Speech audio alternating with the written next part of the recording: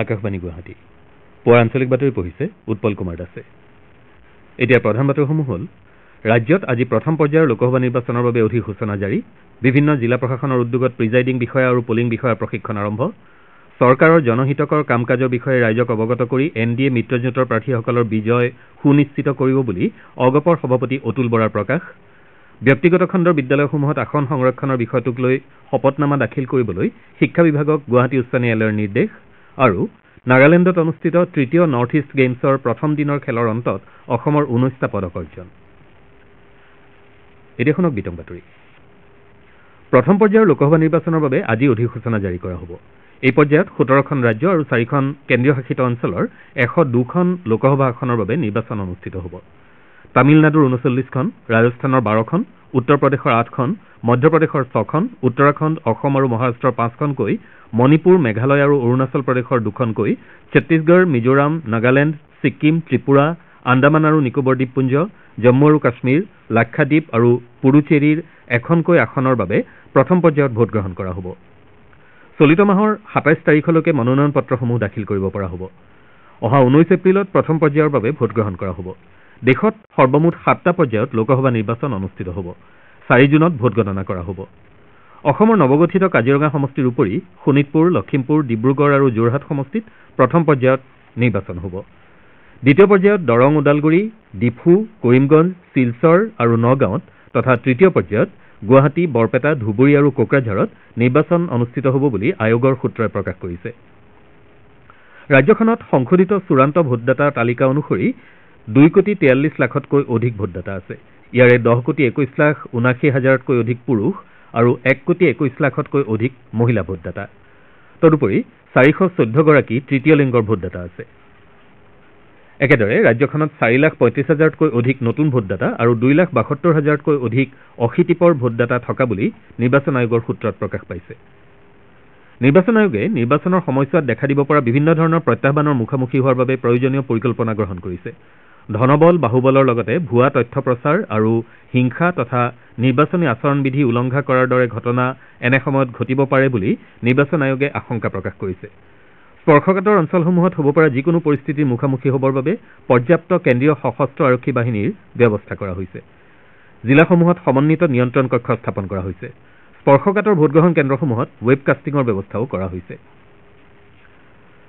কেন্দ্ৰীয় লোকসেৱা আয়োগে চলিত বৰ্ষৰ অসামৰিক সেৱাৰ প্ৰাৰম্ভিক পৰীক্ষাৰ সময়সূচী পিছুৱাই দিছে। নতুন সময়সূচী অনুসৰি অহা 16 জুনত এই প্ৰাৰম্ভিক পৰীক্ষা অনুষ্ঠিত হ'ব। পূৰ্বৰ সময়সূচী অনুসৰি এই পৰীক্ষা 26 মে'ত হোৱাৰ কথা আছিল যদিও লোকসভা নিৰ্বাচনৰ পৰিপ্ৰেক্ষিতত আয়োগে পৰীক্ষাৰ দিন পিছুৱাই দিয়াৰ সিদ্ধান্ত গ্ৰহণ কৰিছে। নিৰ্বাচন আয়োগে সংবাদ কৰ্মীসকলক ডাক বেলট যোগে ভোটদান কৰাৰ অনুমতি প্ৰদান কৰিছে। আয়োগে কালি এখন অধিসূচনা যোগে এই অনুমতি প্ৰদান কৰে। পূৰ্বতে অত্যাৱশ্যকীয় সেৱাৰ সৈতে জড়িত লোকসকলে ডাক বেলট যোগে ভোটদান কৰিব পাৰিছিল। এতিয়াৰে পৰা সংবাদ কৰ্মীসকলেও এই সুবিধা লাভ কৰিব। আয়োগে ইয়াৰ বাবে এগৰাকী নোডেল বিষয়াক দায়িত্ব প্ৰদানৰ ব্যৱস্থা কৰিছে। নিৰ্বাচন আয়োগে দেশৰ লোকসভা নিৰ্বাচনৰ দিন ঘোষণা কৰাৰ পাছতে নিৰ্বাচন সুচাৰুৰূপে পৰিচালনা কৰিবলৈ ৰাজ্যৰ জিলা প্ৰশাসনসমূহে যাৱতীয় প্ৰস্তুতি গ্ৰহণ কৰিছে। অহা 19 এপ্ৰিলত হ'ব লগা ৰাজ্যৰ প্ৰথম পৰ্যায়ৰ লোকসভা নিৰ্বাচনক লৈ ধেমাজি জিলা প্ৰশাসন তথা নিৰ্বাচনী বিভাগেও তৎপৰতাৰে বিভিন্ন কাৰ্যপন্থা গ্ৰহণ কৰিছে। তাৰেই অংশস্বৰূপে কালি জিলা নিৰ্বাচন বিভাগৰ উদ্যোগত ধেমাজি মহাবিদ্যালয়ত ধেমাজি আৰু চিচি বৰগাঁও বিধানসভা সমষ্টিৰ মুঠ 393টা ভোটগ্ৰহণ কেন্দ্ৰৰ পলিং আৰু প্ৰিজাইডিং বিষয়াসকলৰ প্ৰশিক্ষণ কাৰ্যসূচী অনুষ্ঠিত হয়। ইপিনে কামৰূপ মহানগৰ জিলাতো কালি লোকসভা নিৰ্বাচনৰ প্ৰথম পৰ্যায়ৰ প্ৰশিক্ষণ অনুষ্ঠিত হয়। মহানগৰীৰ 3টা স্থানত হোৱা প্ৰথম পৰ্যায়ৰ প্ৰশিক্ষণত সৰ্বমুঠ 2,730গৰাকী প্ৰিজাইডিং বিষয়া আৰু প্ৰথম পলিং বিষয়াই অংশগ্ৰহণ কৰে। শিৱসাগৰ জিলা প্ৰশাসনৰ উদ্যোগতো জিলাখনৰ শিৱসাগৰ বিশ্ববিদ্যালয়, শিৱসাগৰ ছোৱালী মহাবিদ্যালয় আৰু শিৱসাগৰ বাণিজ্য মহাবিদ্যালয়ত নিৰ্বাচনী প্ৰশিক্ষণ অনুষ্ঠিত হয়। যোৱা 17 মাৰ্চৰ পৰা প্ৰিজাইডিং আৰু প্ৰথম পলিং বিষয়াৰ প্ৰথম পৰ্যায়ৰ প্ৰশিক্ষণ সম্পন্ন হোৱাৰ পাছত কালিৰে পৰা দ্বিতীয় পৰ্যায়ৰ দ্বিতীয় পলিং বিষয়া আৰু তৃতীয় পলিং বিষয়াৰ প্ৰশিক্ষণ অনুষ্ঠিত হয়। 40গৰাকী প্ৰশিক্ষকে প্ৰশিক্ষণ প্ৰদান কৰা এই কাৰ্যসূচীত 2,400গৰাকী পলিং আৰু প্ৰিজাইডিং বিষয়াই প্ৰশিক্ষণ গ্ৰহণ কৰে। ইপিনে লোকসভা নিৰ্বাচনৰ মুক্ত আৰু ন্যায্য পৰিচালনা সুনিশ্চিত কৰাৰ বাবে কৰিমগঞ্জ জিলা আয়ুক্তৰ কাৰ্যালয়ত এটা নিয়ন্ত্ৰণ কক্ষ মুকলি কৰা হৈছে। নিৰ্বাচনৰ সৈতে জড়িত যিকোনো তথ্যৰ বাবে নিয়ন্ত্ৰণ কক্ষৰ 1950 টোল ফ্ৰী নম্বৰ আৰু 03843 265144 টেলিফোন নম্বৰত যোগাযোগ কৰিব পৰা যাব। তদুপৰি জিলাখনৰ যিকোনো ঠাইত যদি কোনো ব্যক্তিয়ে নিৰ্বাচনী আচৰণবিধি উলংঘ হোৱা দেখা পায় তেন্তে এই দুটা নম্বৰত যোগাযোগ কৰি অভিযোগ দাখিল কৰিব পাৰিব। উচ্চতম ন্যায়ালয়ে নাগৰিকত্ব সংশোধনী আইনৰ ৰূপায়ণত স্থগিতাদেশ জাৰি কৰিবলৈ অস্বীকাৰ কৰিছে। কালি সৰ্বোচ্চ ন্যায়ালয়ে এই সন্দৰ্ভত শুনানি গ্ৰহণ কৰি অহা 8 এপ্ৰিলৰ ভিতৰত চৰকাৰক শপতনামা দাখিল কৰিবলৈ নিৰ্দেশ দিয়ে। অহা 9 এপ্ৰিলত এই সন্দৰ্ভত পৰৱৰ্তী শুনানি অনুষ্ঠিত হ'ব। আনহাতে 2 এপ্ৰিলৰ ভিতৰত আবেদনকাৰীসকলক 5 পৃষ্ঠাৰ লিখিত প্ৰতিবেদন দাখিল কৰাৰ নিৰ্দেশ দিয়া হৈছে। এই আইনৰ ক্ষেত্ৰত অসম আৰু ত্ৰিপুৰাৰ সৈতে জড়িত গোচৰৰ বাবে সুকীয়াকৈ শুনানি গ্ৰহণ কৰা হ'ব বুলিও আদালতে প্ৰকাশ কৰিছে। উল্লেখযোগ্য যে এই আইনখনৰ ৰূপায়ণত স্থগিতাদেশ বিচাৰি অসম সন্মিলিত মহাসংঘৰ লগতে বহুকেইটা জনগোষ্ঠীয় সংগঠন, সদৌ অসম ছাত্ৰ সন্থা, অসম জাতীয়তাবাদী যুৱ ছাত্ৰ পৰিষদ, উত্তৰ পূব ছাত্ৰ সংস্থা আৰু বিৰোধী দলৰ নেতা দেৱব্ৰত শইকীয়াকে ধৰি বিভিন্ন পক্ষই উচ্চতম ন্যায়ালয়ত আবেদন দাখিল কৰিছিল। নিৰ্বাচনী প্ৰচাৰ অভিযানৰ অংশ হিচাপে কেন্দ্ৰীয় মন্ত্ৰী তথা ডিব্ৰুগড় লোকসভা সমষ্টিৰ প্ৰাৰ্থী সৰ্বানন্দ সোণোৱালে আজি সমষ্টিটোৰ বিভিন্ন প্ৰান্তৰ কেইবাখনো সভাত উপস্থিত থাকি দলৰ কাৰ্যকৰ্তাসকলৰ সৈতে মত বিনিময় কৰিব। শ্ৰীসোণোৱাল নৱগঠিত মাকুম বিধানসভা সমষ্টিৰ বিজেপি আৰু অগপ কাৰ্যকৰ্তাসকলৰ সৈতে মত বিনিময় কৰাৰ লগতে তিনিচুকীয়া জিলা বিজেপিৰ বিভিন্ন মৰ্চাৰ সৈতে বৈঠকত মিলিত হ'ব। আনহাতে বিয়লিৰ ভাগত তেওঁ বিজেপিৰ তিনিচুকীয়া জিলা কাৰ্যালয়ত ডিব্ৰুগড় লোকসভা ব্যৱস্থাপনা সমিতিৰ বিষয়া তথা সদস্যসকলৰ সৈতেও বৈঠকত ভাগ ল'ব। সমাগত লোকসভা নিৰ্বাচনৰ প্ৰতি লক্ষ্য ৰাখি অগপৰ আমবাৰীস্থিত মুখ্য কাৰ্যালয়ত কালি অগপ আৰু বিজেপিৰ মুখপাত্ৰসকলৰ এখন যৌথ সভা অনুষ্ঠিত হয়।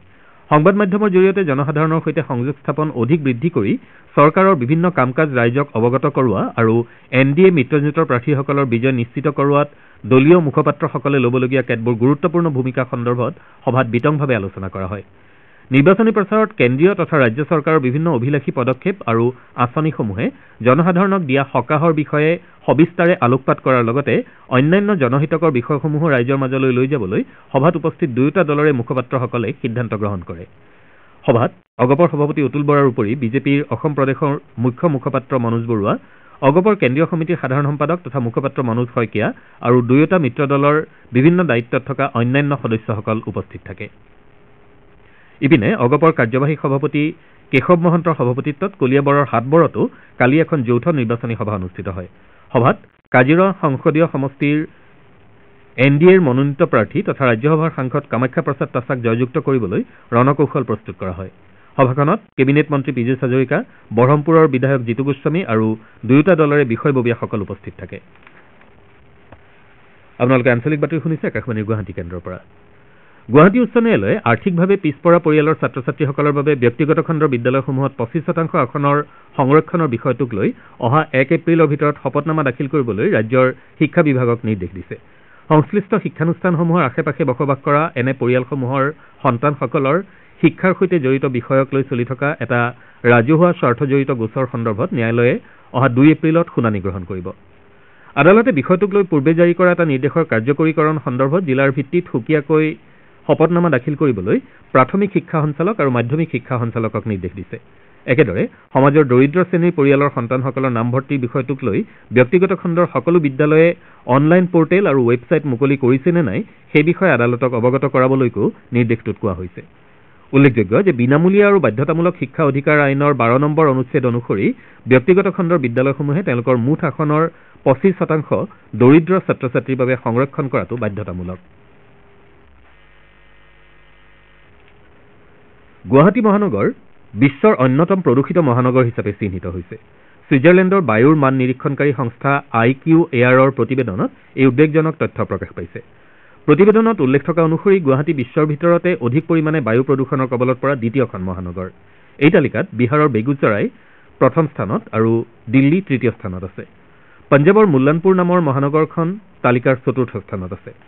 উল্লেখযোগ্য যে প্ৰদূষিত শীৰ্ষ 50খন চহৰৰ 42খনেই হৈছে ভাৰতৰ। ইফালে বাংলাদেশ সবাতোকৈ প্ৰদূষিত দেশ হিচাপে চিহ্নিত হৈছে। দেশ বিদেশৰ লেখক সাহিত্যিকৰ সমাৱেশত উজনি অসমৰ উচ্চ শিক্ষাৰ প্ৰাণকেন্দ্ৰস্বৰূপ ডিব্ৰুগড় বিশ্ববিদ্যালয়ত উখল মাখল পৰিৱেশে বিৰাজ কৰিছে। বিশ্ববিদ্যালয়খনত কালিৰে পৰা 3দিনীয়াকৈ আন্তঃৰাষ্ট্ৰীয় সাহিত্য মহোৎসৱ অনুষ্ঠিত হৈছে।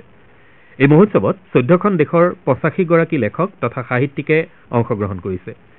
ডিব্ৰুগড় বিশ্ববিদ্যালয়ৰ উদ্যোগত আৰু গুৱাহাটীত চলি থকা সাহিত্য সংস্কৃতি অনুষ্ঠান ফোকেলৰ সহযোগত আয়োজিত মহোৎসৱখনৰ উদ্বোধনী অনুষ্ঠানত কালি জ্ঞানপীঠ বঁটা বিজয়ী লেখক গোৱাৰ দামোদৰ মাউজুৱে মুখ্য অতিথি হিচাপে অংশ লয়। আনহাতে আন্তঃৰাষ্ট্ৰীয় খ্যাতিসম্পন্ন চলচ্চিত্ৰ পৰিচালক জাহ্নু বৰুৱা সন্মানীয় অতিথি হিচাপে উপস্থিত থাকে। নগাঁৱত কাইলৈৰ পৰা দুদিনীয়া কাৰ্যসূচীৰে অসম বাৰ্তাজীৱী সংঘৰ সোণালী জয়ন্তীৰ উদ্বোধনী অনুষ্ঠানৰ আয়োজন কৰা হৈছে। অনুষ্ঠানৰ কাৰ্যসূচী অনুসৰি কাইলৈ প্ৰতিনিধি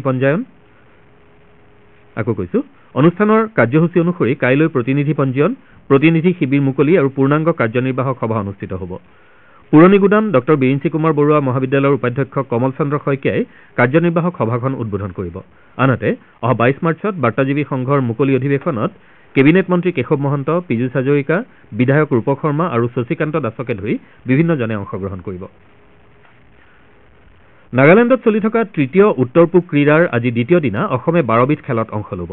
কোহিমাত অনুষ্ঠিত এথলেটিকছৰ প্ৰতিযোগিতাত প্ৰথম দিনাই অসমে 4টা সোণসহ 7টা পদক লাভ কৰাৰ পাছত আজি অসমৰ পুৰুষ আৰু মহিলা খেলুৱৈয়ে হাই জাম্প, লং জাম্প আদিকে ধৰি কেইবাবিধো খেলত পদক জয়ৰ লক্ষ্যৰে অৱতীৰ্ণ হ'ব।